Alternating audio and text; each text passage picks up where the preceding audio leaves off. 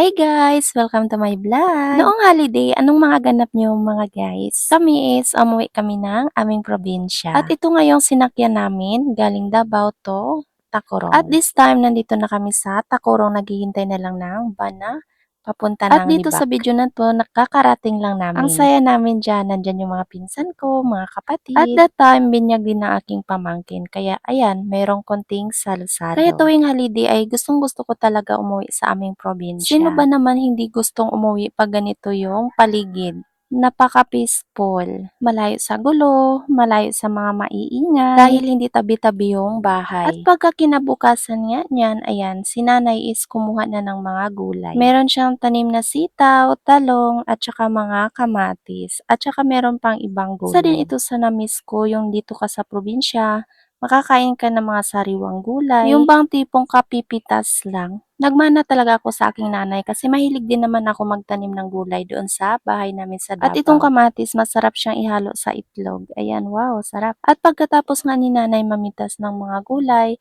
ayan, ginawa ko yung talong is, inihaw ko siya, sinugba ko siya Iginisa ko yan siya at saka nilagyan ng itlog, gano'n. Masarap Habang siya. Ako'y nag-iihaw-ihaw diyan, may nakita akong saging. Ayun, inihaw ko na rin siya. At ang sarap daw simoy ng hangin diyan mga mi. Talaga namang fresh na fresh. Kahit mainit siya, pero mahangin naman, ayan, okay lang. Feel na feel ko talaga yung pag-iihaw-ihaw ko diyan mga guys. Minsan lang ako umuwi ng probinsya namin, kaya ayan, tinodo ko na talaga. Yung bang moments na kasama mo yung pamilya mo, yung nanay mo, tatay mo, at saka yung lugar na napakaganda talaga. Ayan, green na green yung paligid. At pagkatapos nga naming mag-almusal dyan, ayan, napag-isipan naming mag-asawa na mamasyal dito sa bukid. Sa totoo lang, almost 20 years na bago pa makabalik yung asawa ko dito sa aming probinsya. Habang naglalakad-lakad kami dyan, na-remember namin yung aming mga memories. Yes, kasi siya yung first love ko talaga at ako din yung first love niya. 'Di ba? Pero yung ano namin, life namin, yung story ng life namin is pang MMK talaga. Napakahaba At itong ng batang story ito is pamangkin ko yan siya. Sinulit ko talaga yung bakasyon namin. Ayan, gustong-gusto ko talaga yung naglalakad-lakad mga Kasi guys. Dito sa Davao,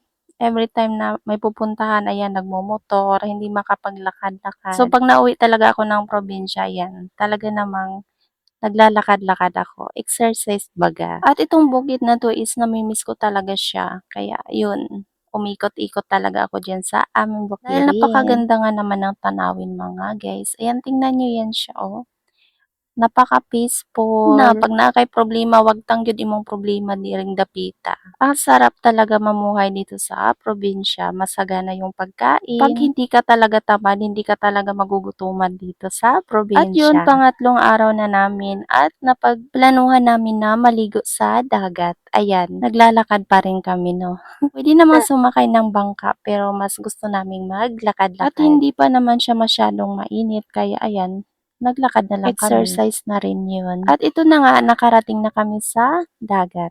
Tuwang-tuwa na naman yung mga bata. Hindi lang bata, pati yung mga matanda. Super ganda nga naman talaga ng dagat dito. Hindi siya marumi, malinis talaga siya. At yan, nagkukulay blue yung tubig. Sarap talaga maligo, lalo na ngayong summer. Ayan, sarap magbabad sa dagat. Baka gusto nyo rin pumunta dito. Dito lang yun sa Calamansig, Sultan Kudarat. Marami pa ngang mga ganap dyan, pero hindi ko na nakunan ng video. Kasi nag-i-enjoy na rin ako sa kakalangoy-langoy ko dyan. At kayo, saan kayo nung holiday? Kasama nyo rin ba pamilya nyo? I-enjoy natin ang buhay habang nandyan pa yung ating nanay at tatay. O siya, hanggang sa huli. See you on my next vlog. Bye-bye!